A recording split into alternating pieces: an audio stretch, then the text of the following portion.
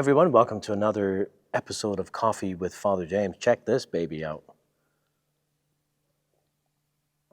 Yes, it is a coffee cup, or it might be a beer stein. I'm not sure, but it's coffee in it, not beer. Trust me. And this mug was given to me recently. It's my newest edition by Father Dominic Sultana, who is from Malta, and this is a Malta-themed coffee cup. You see, it's rather martial in appearance, complete with a suit of armor, and it looks like you could almost do some damage with the coffee cup alone. But it's got the theme of a coat of armor all around it, and it has the cross, the Maltese cross, which was worn by the Knights of Malta, and it says right on it, Malta. Now, why did I choose this coffee cup? Well, I felt bad for it. I haven't used it yet, so I thought I would. But it also struck me that this theme of the Knights of Malta, which comes from out of the time of the Crusades in like the 11th centuries when they started, they were originally set up to protect pilgrims and to help people in need. Guess what? This order, the Knights of Malta, still exists to this day. Now, these knights are not riding around on horses anymore or carrying swords, but they do still help those who are in need. I just did some research on this, and this is what I found out, is that the order's modern-day role is largely focused on providing humanitarian assistance. It says here the order employs 52,000 doctors, nurses and auxiliaries and paramedics, assisted by 95,000 volunteers in more than 120 countries, assisting children, homeless, disabled, elderly, and terminally ill people, refugees, lepers around the world, without distinction of ethnicity or religion. And its Worldwide Relief Corps, Malteser International, the order aids victims of natural disasters and epidemics and war. So the mission they had to help the poor, they've stayed true to it, so, for almost 1,000 years. Now, how they do it has radically changed. And so that's the reason why I'm holding this particular mug, because helping the poor, I think of the Council of Jerusalem. St. Luke tells the story, and he says that after the Council of Jerusalem, as Paul and St. Barnabas came and presented the gospel to the leaders in Jerusalem about what they were saying to the Gentiles, the response was, yeah, basically you're good to go. We just asked you to follow these two things and also to be mindful of the poor. And St. Paul said that. He said that's what they asked. They asked us to be mindful of the poor, which is something we were doing anyway, he says. The church has always had to be mindful of the poor, or in recent times, an invitation to have what was called a preferential option for the poor. And so the church from the beginning has done similar work to what the Knights of Malta have done.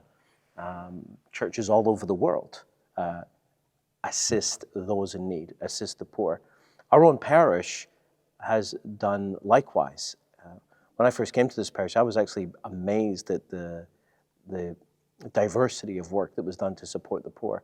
And since the merger of our 4 parishes into one, and now the fact that we have the North Dartmouth location, where there is a higher degree of poverty there, it's incredible what this parish does. So what matters is that we serve the poor, that we try to meet the needs of those who are on the periphery, not how we do it. Just like the Order of Malta was able to change how they did it, we as a parish must be willing to change. The problem is that we get connected, we get sometimes imprisoned by our methods. We like how we do things, and we like how we do it so much that sometimes we don't stop to say, does this still make sense? Is this actually working? Should we try something new? And I think we should always be asking that question, because the world around us changes, people's needs change. And sometimes we can stick to doing the same thing in the same way regardless of how it's meeting the needs of others. And I sometimes think in those cases, is this really all about is this about our needs? Because we have a need to feel like we do have a need to feel like we're making a difference, that we're making a positive contribution. But is that need getting in the way of really serving people? So for that reason, there's been a number of initiatives here at our parish in serving the poor that are relatively new. We had the House of Hope, which is the rectory at St. Anthony's is a residence for men recovering from addictions. We've got the emergency homeless shelters, that's a new initiative in our diocese. We formed a partnership with the local Baptist church to found the North Dartmouth Christian Food Bank. I was there on Thursday. We had morning mass, and I was shocked at the lineup outside. I mean, I came through the food bank, and there were a lot of people inside, and then when I went out, there was a lineup for about 200 meters. There must have been well over 100 people lined up all down the street. It was actually very scary in one sense to see that kind of need. So we've adapted and we've changed and we've started new initiatives. And I want to conclude by telling you about another initiative. For this, I have to put my Knights of Malta coffee mug down, so I'm going to take a sip first. And this initiative is the result of a partnership with Chalice Canada. For those of you who don't know about Chalice, here's the website right here. They do amazing work, mostly in the third world. Oh, I should say exclusively in the third world, at least up until now, because what I'm about to tell you is kind of breaks the mold. They do remarkable work in child sponsorship, education, community development from a perspective of faith. And the organization was founded right here in our diocese by a priest of our diocese who's a friend of mine, Father Pat Cosgrove.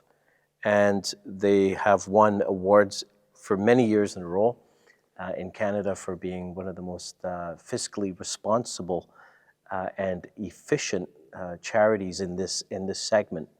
And it's a real pleasure for us to work with them. And what they have proposed doing is to take a model of microloan to help development of small businesses in the third world to say, could that work in a first world context where there's poverty? And that's a very good question. And that's what we're going to try to see. We're going to try to answer that question. Could it work? And it's called Chalice Share Tables is the name of the program. It is at its heart, functionally, it's a microloan program.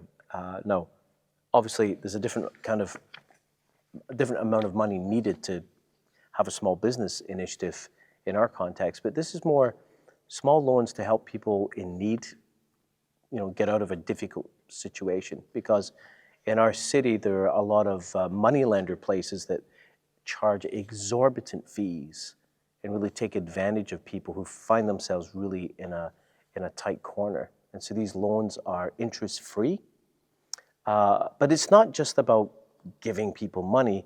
It's actually a relational program that, helps people manage their resources better. There are small groups, community building, teaching and workshops on topics like how do I manage household expenses, how do I deal with debt, why am I living from payday to payday, how can I save money for short-term and long-term goals, and what do I do about unexpected expenses? I think sometimes we've got to ask ourselves as a church, is the assistance we're giving to people, is it liberating people, or is it creating dependency? Is it making people independent so that they can go on and help others and flourish in their own lives, or are we simply creating cycles of dependency? So that's what this program is trying to do. It's a partnership with our parish. Our parishioners are creating a small fund that can be used for the loan. It's kind of more complicated. You're going to have to read about it. A couple of weeks ago, we had several members of Chalice here giving these out. So they will be still available. Please find out more about it. And I think it's an exciting initiative. And It's part of what we need to do as a church, because we always have to be mindful of the poor. We've got to be clear about what our mission is, or what a part of our mission is. But how we do that is always got to change. And let's be honest, if the Knights of Malta can do it, so can we. God bless.